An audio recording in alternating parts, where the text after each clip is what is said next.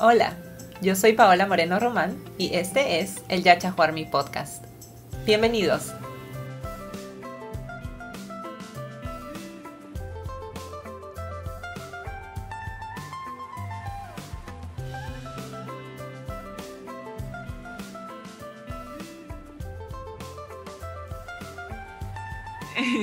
Hola Keila, bienvenida al Yachajuarmi Podcast. ¿Cómo estás? ¿Todo bien, Paola? ¿Cómo estás tú? Yo estoy bien. Es un placer para mí tenerte en el episodio de hoy. Para los que no la conocen aún, Keila Badillo Rivera estudió biotecnología en la Universidad de Puerto Rico. Ella es puertorriqueña. Y luego obtuvo su doctorado en genética en la Universidad de Stanford en California, Estados Unidos. Actualmente, Keila es consultora en ciencias naturales en Eversana Management Consulting. Además, Keila y yo somos amigas de años. Keila, ¿recuerdas cómo nos conocimos? Pues de recordar el día exacto, realmente no, pero sí sé que fue... ¡Wow! Tú me tienes que decir, a ver si el recuento ¿cómo es? Le hace un jolt a mi memoria. Pero sí Sí, recuerdo que fue bien temprano, o sea, fue súper como al principio de primer año de grad school. uh-huh. Y empezamos a hacer muchas cosas juntas, como ir al gym, ir a la iglesia, socializar, etcétera. Sí, yo en verdad estoy intentando recordar cómo exactamente cuando nos conocimos. Yo sé que a veces iba a tu apartamento con tu roommate en ese tiempo, Amy. Sí. Yo creo que ahí fue que cuando nuestra amistad se hizo un poquito más fuerte y sí, luego salíamos a hacer ejercicio, también en algunas clases que compartíamos en el Ajá. doctorado. Y sí, tú cantabas a veces en el coro de la iglesia, en las misas en español, entonces ahí también te veía. ¡Wow! ¿Ya cuántos años? Oh my God. Son Uf, como muchísimos. 8. Sí. Bueno, una pregunta que tenía para ti es si nos puedes contar un poco más cómo así decidiste viajar a California para tu doctorado y cuál fue tu proyecto de doctorado. Sí, pues cuando yo estaba terminando mis estudios subgraduados, pues comencé a pensar en qué quería hacer después y me llamaba bastante la atención del doctorado, de hacer un doctorado. Ujú, Tenía muchas amistades que también estaban en esa misma dirección y entramos a un programa que se llama MARC, que está en todo Estados Unidos e incluye a Puerto Rico, de minorías, en que ayudan a las ujú. minorías a como entender qué es eso un doctorado, cómo se hace, cómo se solicita, etcétera. Entonces, pues ya venía pensando de eso por como 2 años antes de graduarme. Entonces, pues junto con ese programa pude ir mirando qué había, qué programas de doctorado existían, Ujú, qué era pues ¿cómo es el estipendio que pagaban, ujú. las investigaciones que habían, las clases que daban, etcétera? Y honestamente, desde que aprendí del programa de Stanford, y recuerdo que fue que la representante de Diversity del Departamento de Genética, que era Anita, ¿te acuerdas de ella? Sí, claro que sí. Pues ella viajó a Puerto Rico y ella fue a mi universidad y nos habló del programa. Oh, wow. Yo no sabía eso. Sí, sí. El programa de genética como me súper llamó la atención, o sea, tenían todos estos research que sí de epigenética que yo había aprendido y lo encontraba súper interesante. Entonces, pues fue así como que me enamoré del programa y dije, bueno, pues, o sea, California está lejos, pero el programa está chévere, así que es una buena opción. Entonces, pues tuve la dicha de que me aceptaran y de tener varias opciones adicionales. De hecho, estaba entre Stanford y University of Michigan, que es un poquito más cerca de Puerto Rico, pero igual son dos vuelos. No importa cómo lo pongas, son dos vuelos. Siempre hay que tener un layover. Así que en cuestión de distancia no le hacía mucha diferencia. Ujú. Y el programa de Stanford, pues sí me llamaba más la atención. Así que viendo como toda la tecnología, todo el tipo de investigaciones que hacían, esa fue mi punto principal de la decisión. Pero sí está lejos. Eventualmente, o sea, pues hice las rotaciones de primer año en varios laboratorios y me uní a un laboratorio que hacía investigación en desarrollo temprano y embarazo. Que realmente embarazo pues, es desarrollo temprano para el embrión y el feto. Entonces, mi investigación principal del doctorado fue viendo asociaciones genéticas en la preeclampsia, que es una complicación del embarazo que se presenta en el tercer trimestre, con alta presión y exceso de proteína en la orina, Ujú. usualmente por algún daño a los órganos. Esta complicación puede ser mortal. De hecho, hay muchas mujeres que mueren por esta complicación, incluso en países desarrollados. Pero mi investigación, y esto es muy especial, ¿verdad? Para esta conversación, era especialmente con personas en los Andes, específicamente en Perú, y era una comunidad indígena, mayormente quechua y aymara, donde quizás por la altitud o quizás por la genética tenían el riesgo de preeclampsia era muy alto. O sea, la incidencia de preeclampsia era aproximadamente 20% de todas las embarazadas. Entonces, esto fue un proyecto que pasó por muchos años. Gente antes de mí recolectó las muestras y yo trabajé en un estudio que se llama GWAS, que es para ver asociaciones en el genoma con la enfermedad de preeclampsia. Sí, en verdad, ese fue un proyecto que recuerdo que me lo comentaste hace años, muy, muy interesante. Y tú pudiste viajar a Perú para conocer algunas de estas personas que trabajaban en Perú en este proyecto también, ¿cierto? Así mismo es. No pude ir a Puno, que fue donde se recolectaron las muestras, pero sí estuve en Lima, en el laboratorio de una de nuestras colaboradoras, Ujú. para hacer unos experimentos en unas muestras de sangre que teníamos, sí. Sí, eso es súper importante, la colaboración internacional de diferentes países, sobre todo para todos nosotros que viajamos, ¿no? De Latinoamérica a Estados Unidos o Europa, tener todavía esa conexión con no solo tal vez nuestro país de origen, sino también otros países latinoamericanos. Así que como peruana, muchas gracias por hacer un proyecto que involucraba a mujeres de Perú. Claro, no, definitivamente que fue una dicha poder trabajar con tal población. Bueno, pero ahora tú ya no haces investigación en un laboratorio. Cuéntanos un poquito de qué es lo que estás haciendo ahora. Sí, pues yo transicioné después del doctorado hace aproximadamente 2 años a consultoría en las ciencias naturales. Y Ujú. en inglés es Management Consulting, lo cual se podría traducir como a consultoría de negocios. Y trabajamos específicamente con la industria biotecnológica, farmacéutica y de investigación científica. Entonces, fue una transición para mí realmente no tan difícil, Ujú. porque ya en el doctorado sí sentía que estar, por ejemplo, haciendo investigación en mi bench, como le decimos, era un poco solitario para mí, un Ujú. poco lento también, porque a pesar de que uno siempre tiene que estar pensando, planificando experimentos, etcétera, para así conseguir resultados, se tarda bastante. O sea, nosotras ambas estuvimos que como 6 años en nuestro Sí. doctorado. Entonces, pues necesitaba algo un poco más acelerado, un poco más, que hubiera más interacción también con otras personas. Y consultoría fue una transición bastante natural. Sí es un mundo bien diferente porque nosotros básicamente trabajamos con compañías que tienen productos, pueden ser drogas, o sea, medicamentos, pueden ser pruebas diagnósticas e inclusive pueden ser hasta equipo para Ujú. investigación científica. Y Keila, antes que continúes, para Ajá. los que no saben, ¿qué es exactamente consultoría? Lo que hacemos nosotros es que ayudamos a las compañías en básicamente todas sus facetas para mejorar su negocio. ¿Y qué puede significar eso? O sea, eso es una definición bien general y la realidad es que no nos especializamos en nada en específico. O sea, un caso bien común sería una compañía que tiene un medicamento en fase 3 de las pruebas clínicas, y esto es en Estados Unidos, ¿verdad? Que tiene que ser aprobado por la FDA. Ujú. Sí. Y la compañía dice, bueno, el medicamento está en fase 3, está haciendo muy bien. Obviamente vamos a someter a la FDA por el año que viene para aprobación. Así que ya nos tenemos que preparar para mercadear este producto. Y en Estados Unidos específicamente, como el negocio farmacéutico, pues obviamente está bien centrado en el capitalismo. Entonces, tú tienes que ir y probarle, por ejemplo, a los médicos, como que, mira, enseñarles, este medicamento es mejor que el que tú usas, si es cierto, ¿verdad? Y también hablar con los pacientes, hablar con las aseguradoras, para tener éxito en el mercado cuando tu medicamento sale. No basta que tu medicamento sea un muy buen medicamento, pues básicamente tienes que ir y educar a las personas que van a ser los customers del producto para que ese producto tenga éxito en el mercado. Eso es un ejemplo bien común, pero podemos ayudar a compañías pues simplemente a desarrollar su estrategia Ujú.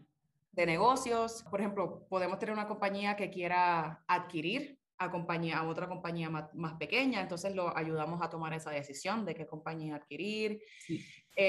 O sea, son muchísimas cosas que se centran en ayudar a estas compañías a tener éxito. Sí, envuelve bastante, en mi caso, ¿verdad?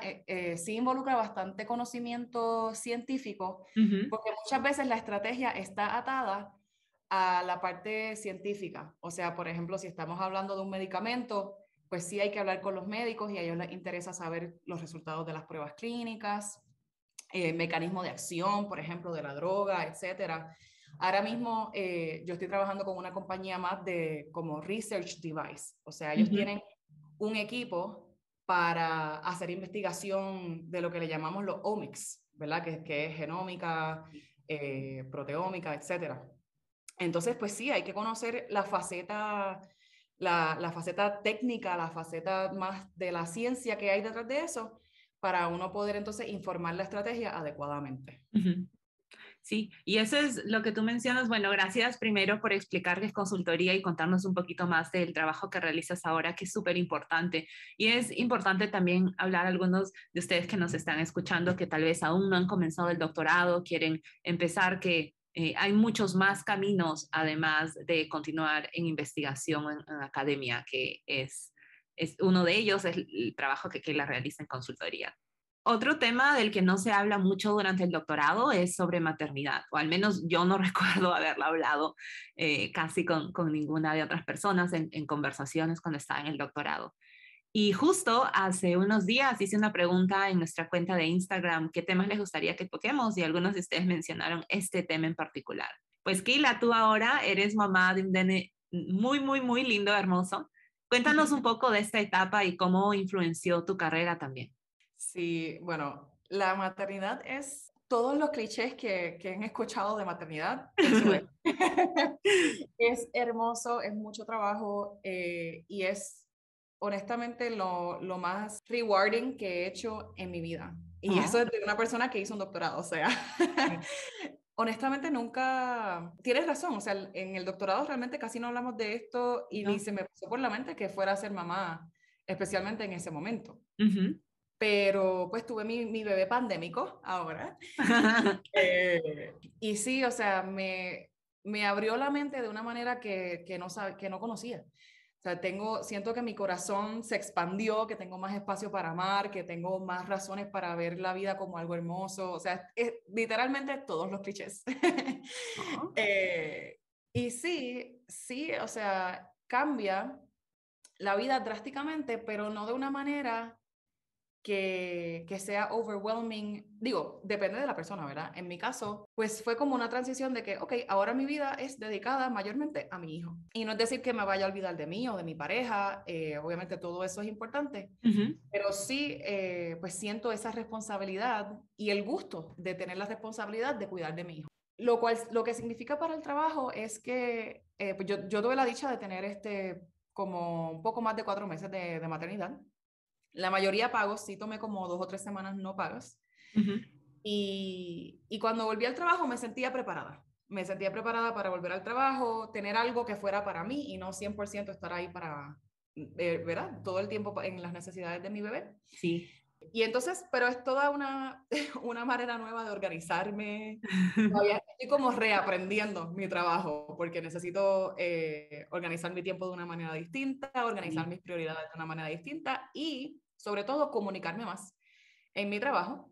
Y si hay algún momento en que diga, mira, realmente no puedo ayudarte con eso porque tengo responsabilidades con mi hijo, pues asegurarme de comunicar eso y que la gente lo sepa, básicamente. Sí, algo que tú mencionas que es súper importante es ser muy consciente de cuáles son tus límites, ¿no? Los boundaries, no solo en el trabajo, sino también en tu vida personal para darte tiempo no solo a tu hijo, pero para ti, para tu pareja, tu familia, etcétera. Y otra cosa que es súper importante, que la que tú mencionas, es el apoyo. El apoyo que, corrígeme acá si me equivoco, pero has estado recibiendo apoyo en tu trabajo también, en esta nueva etapa, ¿cierto? Correcto, sí. ¿Tú sientes que existe ese apoyo en academia? No sé si conociste a mujeres que eran mamás, que eran estudiantes de doctorado. Sí, eso es tremenda pregunta. Y realmente estudiantes de doctorado que fueran mamás no conocí. eso es o sea, realmente no es nada común. Pero Ujú, sí, postdocs. O sea, sí tuve varias amigas postdocs que tuvieron sus bebés mientras estaban haciendo su postdoctorado. ujú, Y el, el apoyo que hay varía bastante dependiendo de quién es tu PI o, ujú. ¿verdad? En qué laboratorio tú estás. Sí. Y yo sí vi, por ejemplo, en mi laboratorio, nuestra PI era bastante permisiva con eso y, por ejemplo, las postdocs podían tomarse tiempo adicional, además de la maternidad que daba Stanford, que realmente no recuerdo cuánto era, pero ellas lograban tomar tiempo adicional que simplemente se los daba nuestra PI.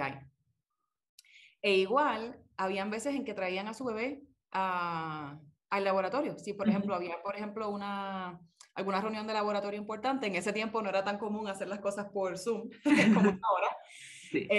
Aunque haya sido hace unos cuantos años atrás, hubo una vez, recuerdo, que una de las postdocs trajo a su bebé, estábamos en una reunión de laboratorio y el bebé pues tenía hambre y ella en la reunión de laboratorio empezó a amamantar a su bebé y eso se veía como súper normal, Ujú, pero eso no era para nada la norma alrededor. O sea, si tú estabas en un laboratorio donde habían, por ejemplo, más hombres que mujeres, yo entiendo que ella quizás no se hubiese sentido cómoda haciendo eso.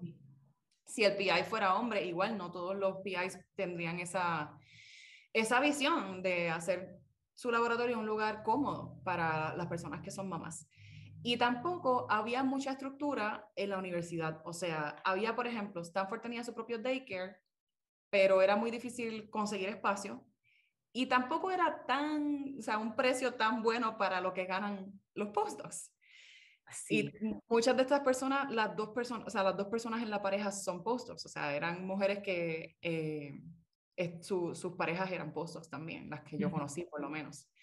Entonces sí, o sea, el apoyo depende muchísimo de quién es tu PI y hay que, como quien dice, hay que arreglárselas bien en la parte de finanzas porque tampoco está fácil, como postdoc no se gana mucho dinero y como estudiante graduado menos. Entonces, si uno fuera a tener un bebé como estudiante graduado, sí hay que ser bien ágil en lo de pedir ayuda financiera Ujú, y ujú. en lo de organizarse bien financieramente. Sí. Lo que tú mencionas es muy cierto. Yo estaba pensando también en el doctorado y sí, recuerdo a dos mujeres que quedaron embarazadas. Una de ellas fue al inicio del doctorado y ella al final pues se retiró del doctorado por un par de años y volvió y felizmente ahora está continuando el programa de doctorado, pero lo que tú mencionas también, tener un laboratorio con un jefe, jefa de laboratorio y otros miembros del laboratorio que te apoyen, con los que te sientas cómodo, eso es algo súper importante. Y también es súper difícil porque cuando uno comienza el doctorado, como tú decías, Keila, yo en verdad no tenía en mi mente, es como que, tal vez en algún momento sea mamá. Y el tiempo que pasamos en el doctorado son varios años, no es 1 o 2 años, son entre 5 a 7 años. En- Exacto. y estamos en nuestros, bueno, la mayoría en los veintitantos años, donde hay muchos, muchos cambios que suceden en nuestra vida. Y es súper interesante porque yo a veces conozco a personas que tienen 24 años y me dicen que sí, que sueñan en ser mamás y es algo súper bonito, pero yo ahorita tengo 31 y a mí la idea de ser mamá no se me cruzó como una idea seria en mi mente hasta los 29. Entonces, Exacto. porque simplemente no hablábamos de estas cosas en el doctorado, hablábamos de todo, pero este tema no sé por qué no, no sé, nunca venía la conversación. Si es que se siente que no hay tiempo, se siente que no hay dinero. Ujú.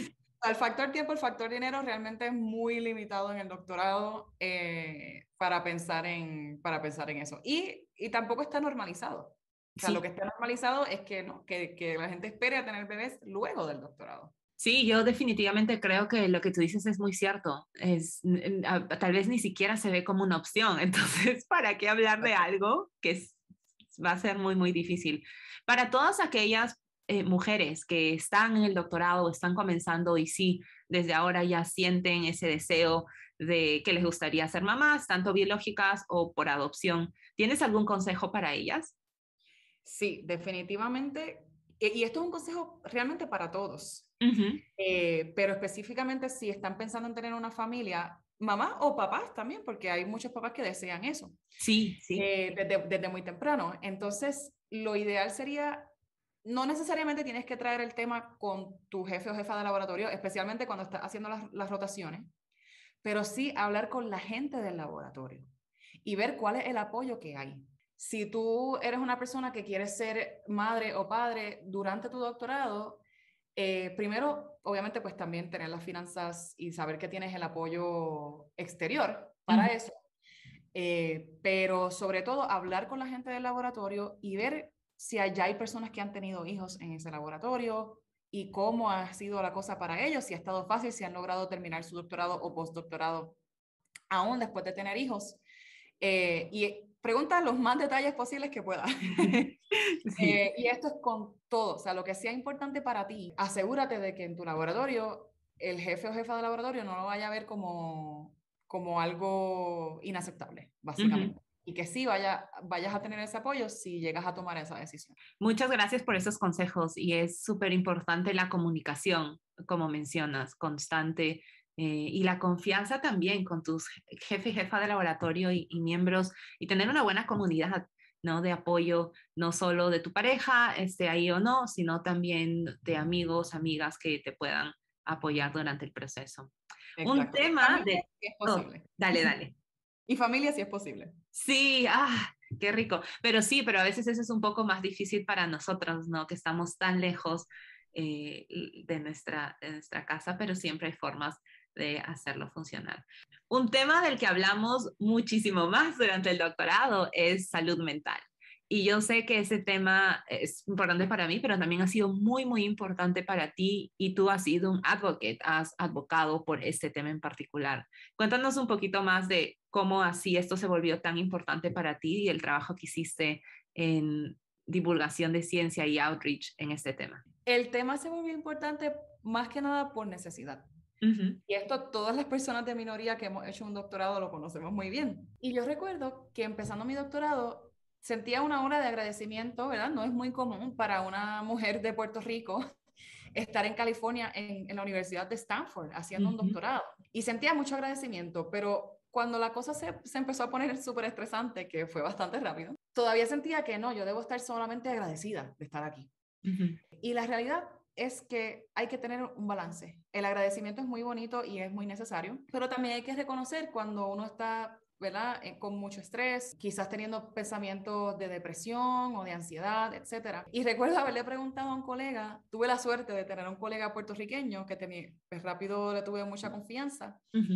y preguntarle a él de cómo era la experiencia con terapia, porque yo nunca había ido a un psicólogo. Entonces, gracias a ese empuje, yo creo que empecé terapia bastante temprano. Y pues eso fue súper esencial para mantener mi salud mental, para poder seguir haciendo lo que estaba haciendo. Y en los momentos que se hicieron súper difíciles, que hubo momentos muy difíciles en mi caso, por cosas personales, ¿verdad? Ujú. Fuera del laboratorio, tuve situaciones personales que obviamente pues me afectaron. Y cuando se junta eso con el estrés del doctorado, de lo que uno está haciendo, con el imposter syndrome, que es algo bastante común, Sí.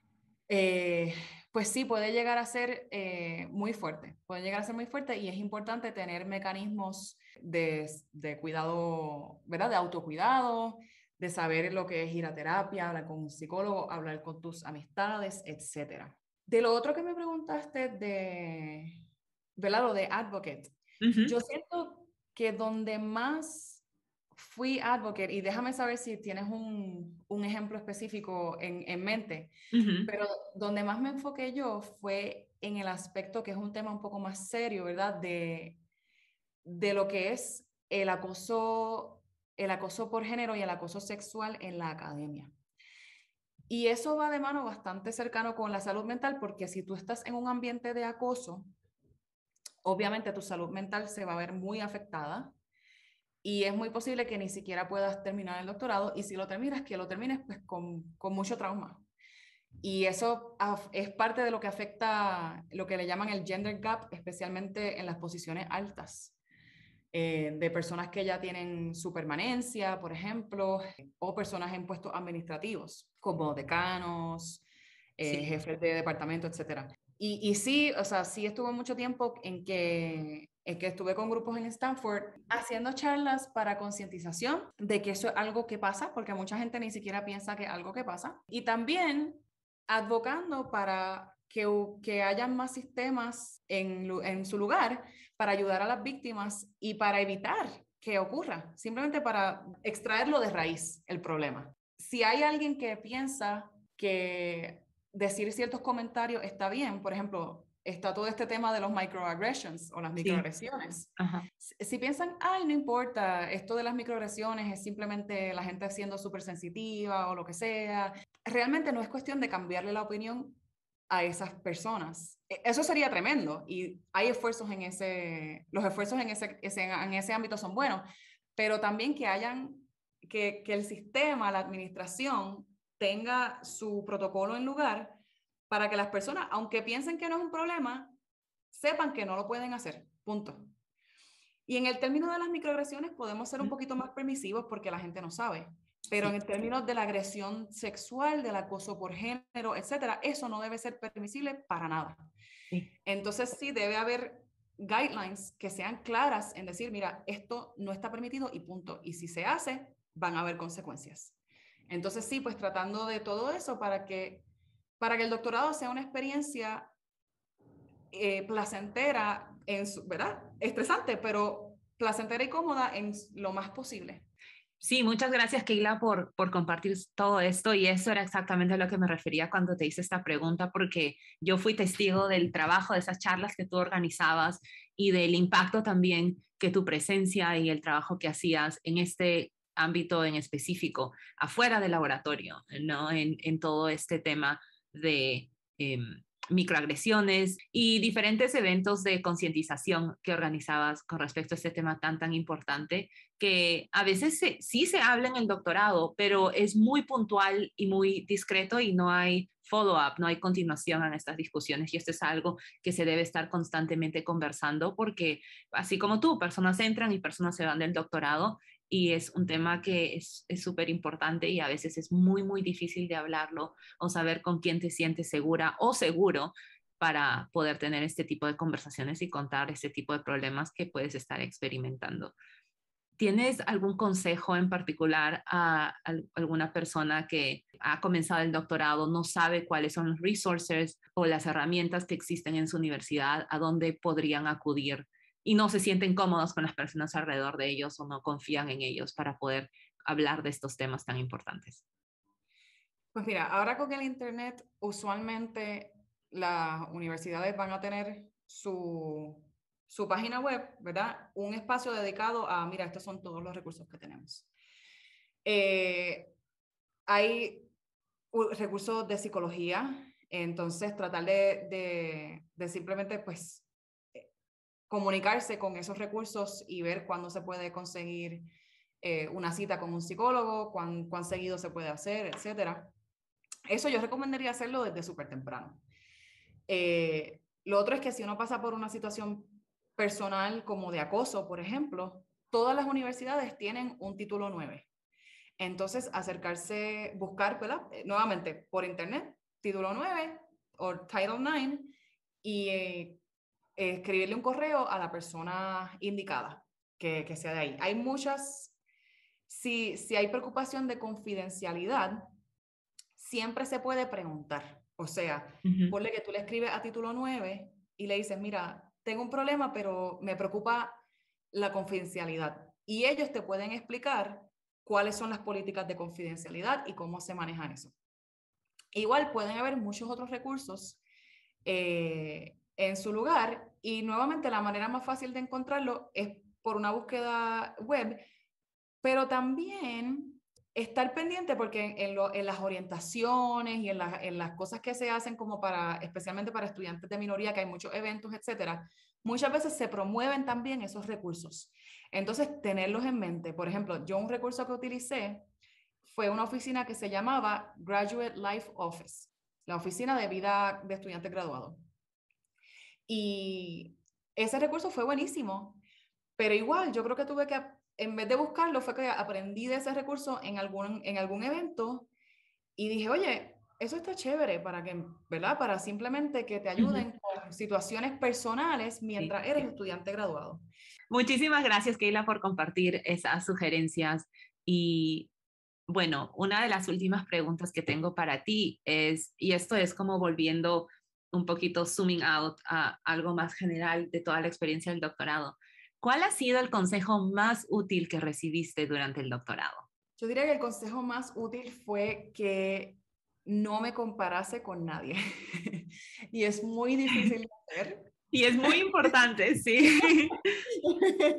Muy difícil de hacer porque tú miras a la gente alrededor tuyo y a veces parece que ellos están siendo más exitosos que tú. Y realmente hay muchos factores que contribuyen al éxito de alguien y hay muchas diferentes maneras de definir éxito.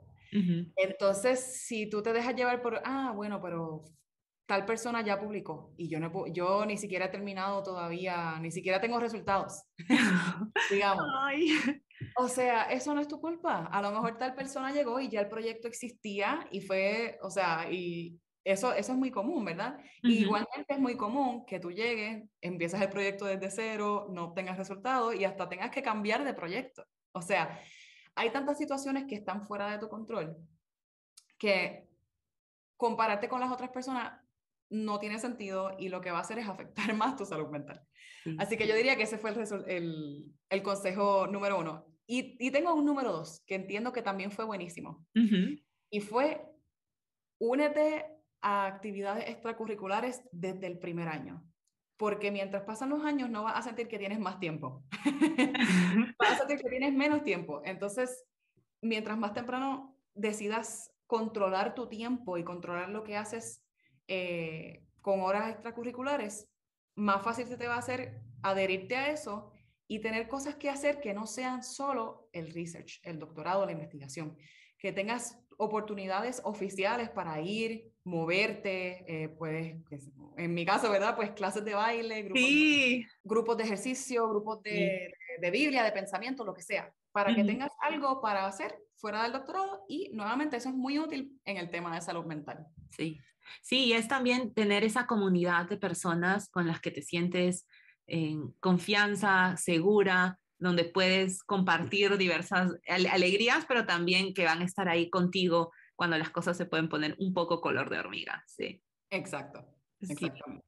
No, muchísimas gracias por esos consejos y el primero que diste es muy cierto, ¿no? Justo hace más o menos unos meses alguien me dijo, Paola, la comparación es el ladrón de la alegría y es muy cierto, en cualquier etapa de tu vida siempre the grass is greener on the other side, ¿no?